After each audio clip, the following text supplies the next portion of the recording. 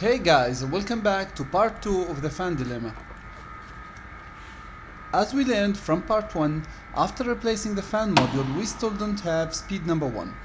Could it be a bad used part, or did we misdiagnose the car? Let's find out.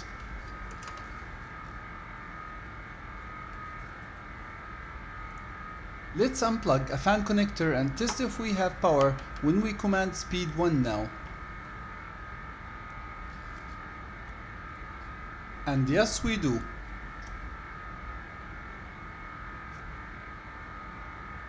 I even went further and used a 4 amp light tester to see if the circuit can support a good load.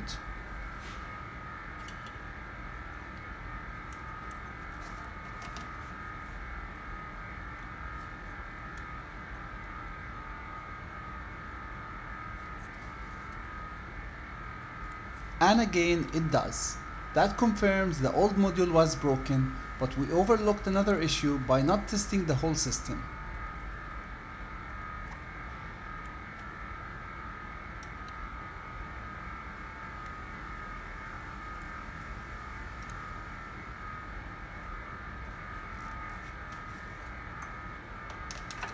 I then used a similar leads to test if a fan has a high resistance or short in it.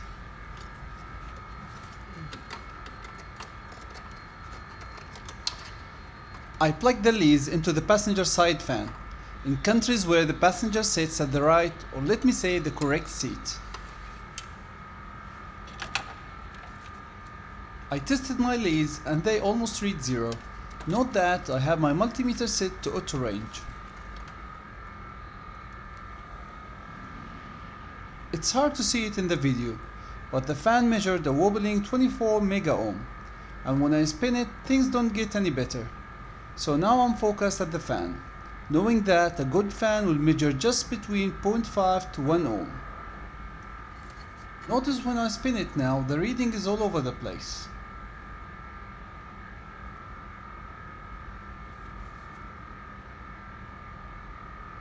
Let's measure a non-good used fan.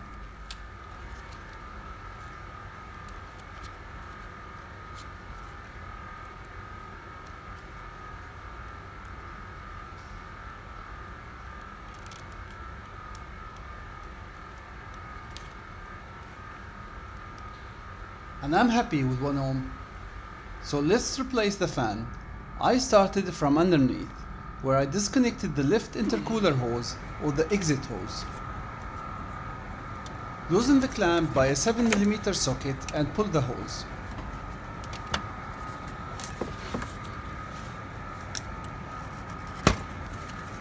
Then remove the lower bolt that connects the plastic tube to the fan shroud.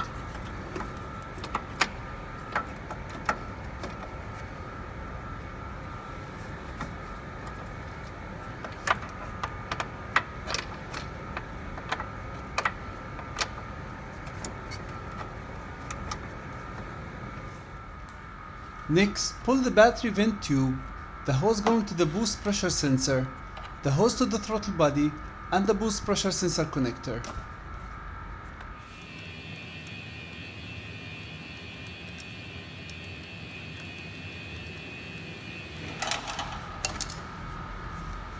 The plastic hose that connects both the intercooler hose and the throttle body hose is connected to the fan shroud at the top with another bolt.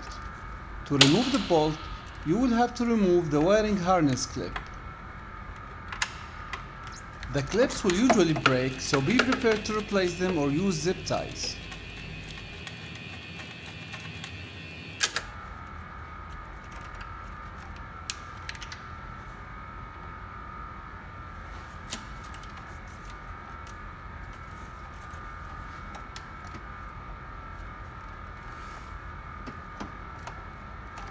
Now you have to pull the whole hose assembly up.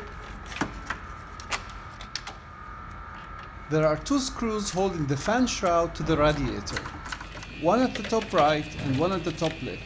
Now is a good time to remove them.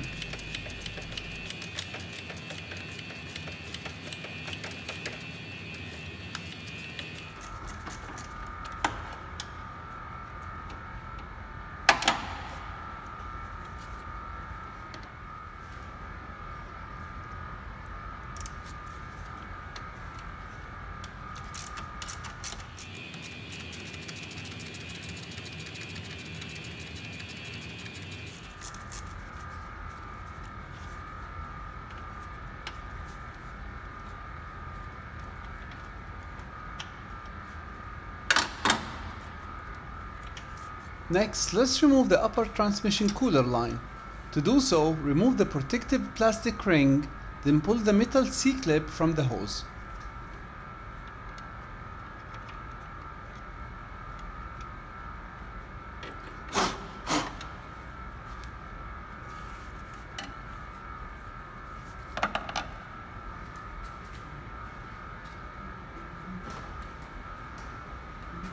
I actually cleaned the surrounding of the line and stuffed a rag underneath to protect from ATF spill.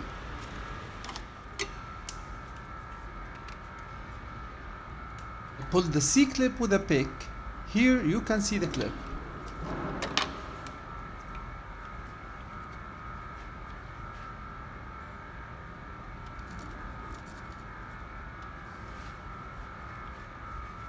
Now just pull the line and keep it away.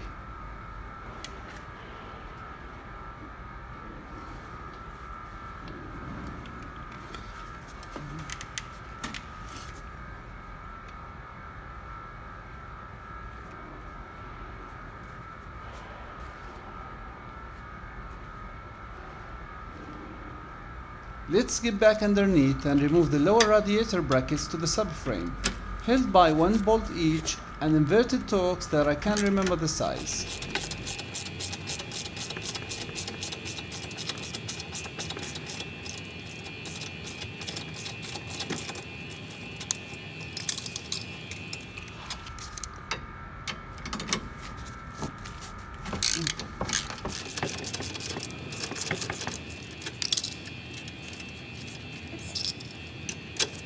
Even after you remove the bolts, the bracket will still be attached to the subframe by a small tab at the top of the bracket.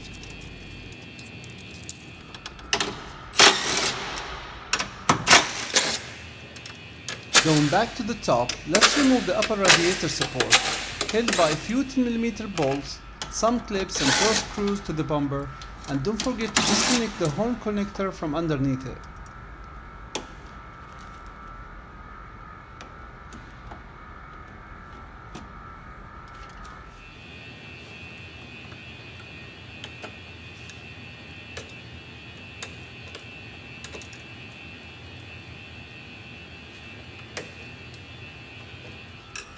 Open the C-clips that hold the hot cable to the body.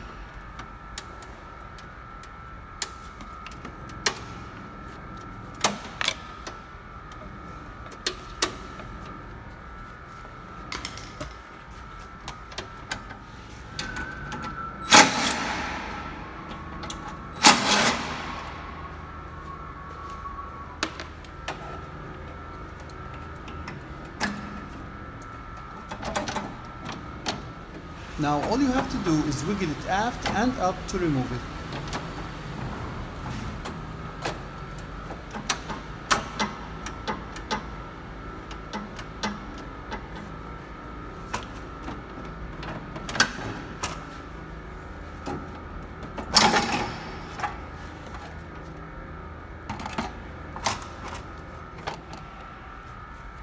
Now let's start pulling the fan assembly out.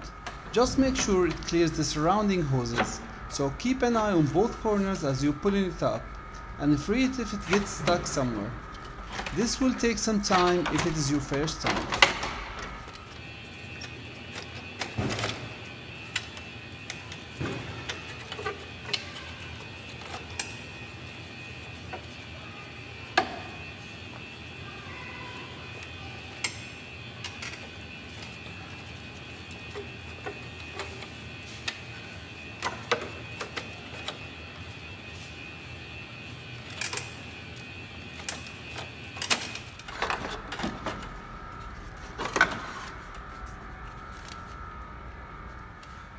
Out with the old and in with the new. Again, new to me.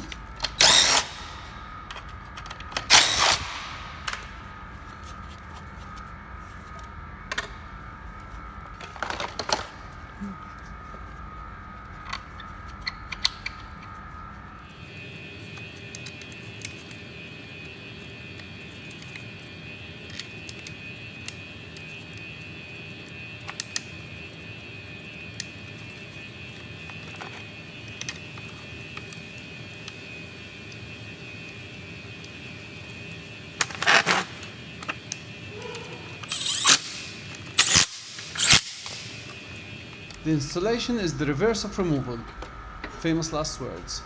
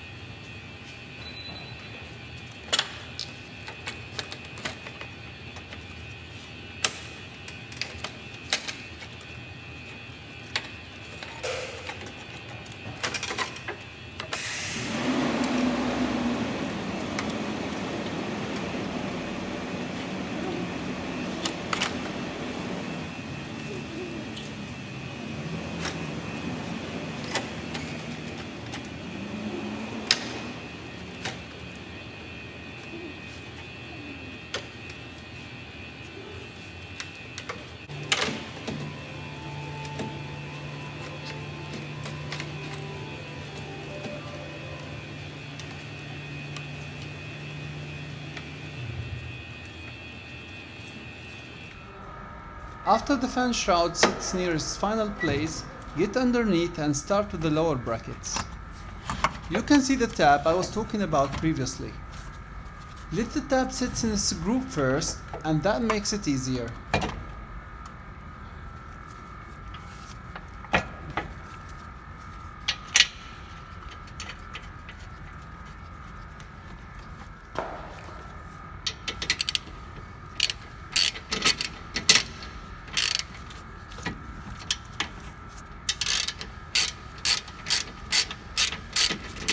To ease the installation of the other bracket, I use the jack with a wooden piece to lift the radiator.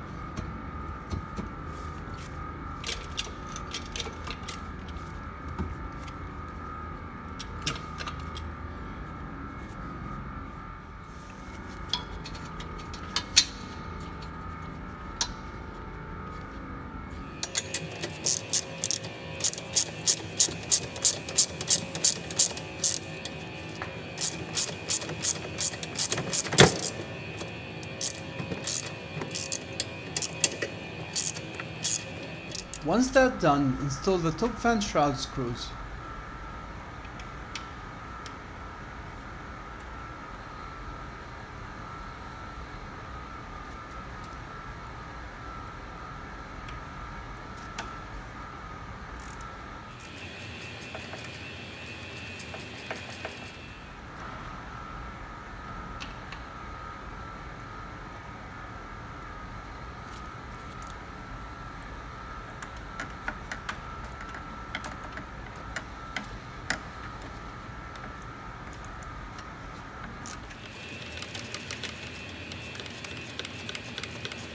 Then let's insert the transmission cooler line and the clip.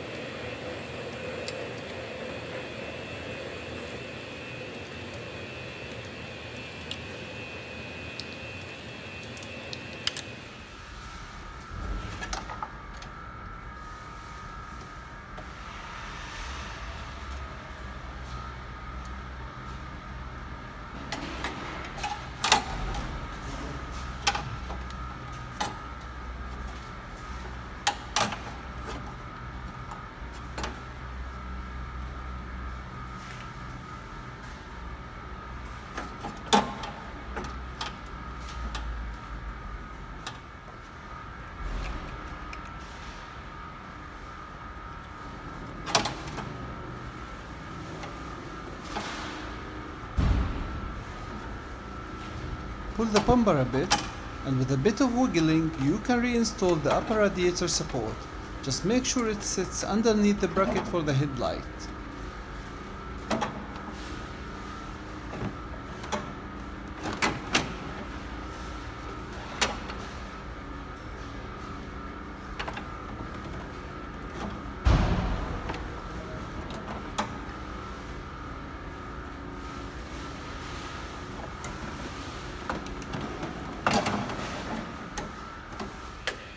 Don't forget to connect the horn and install all screws hand tight.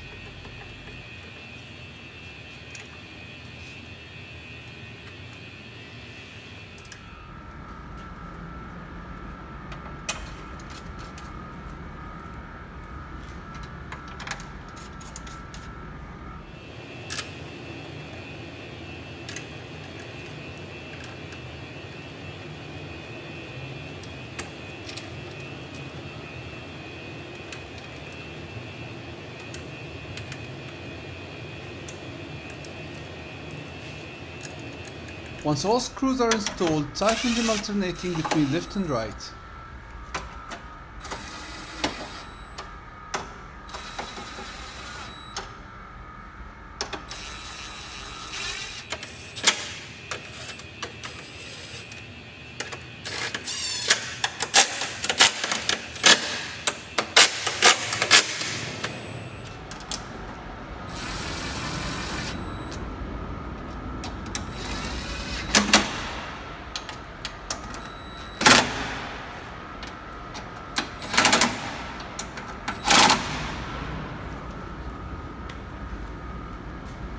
Don't forget to route the hood cable through the clips and secure them.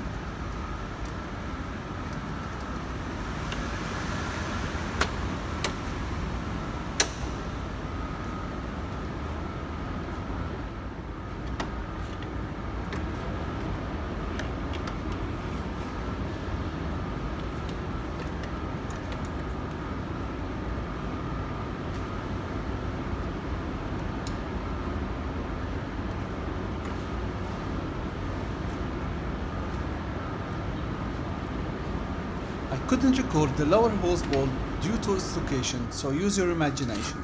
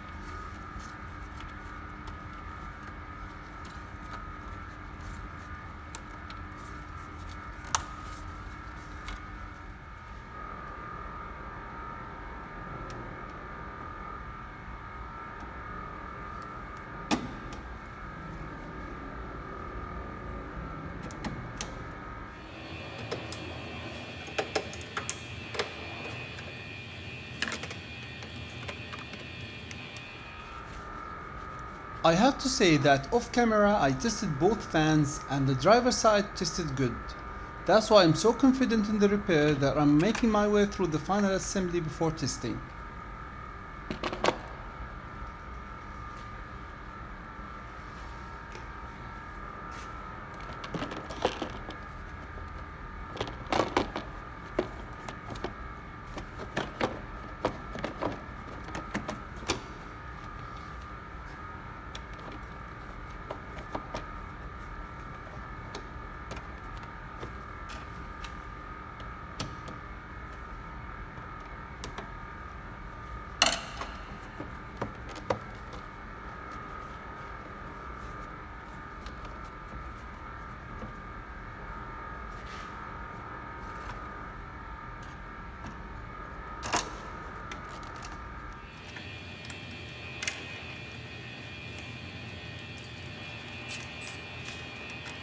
Let's see if the fan can make the noise I love.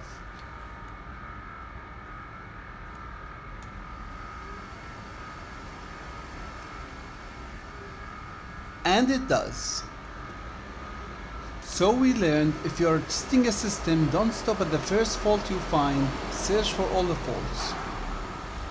And if you're curious like me, let's open up the fan and see what's going on. Thank you boys and girls for watching, and remember, if you're not a subscriber, consider subscribing. Bye bye.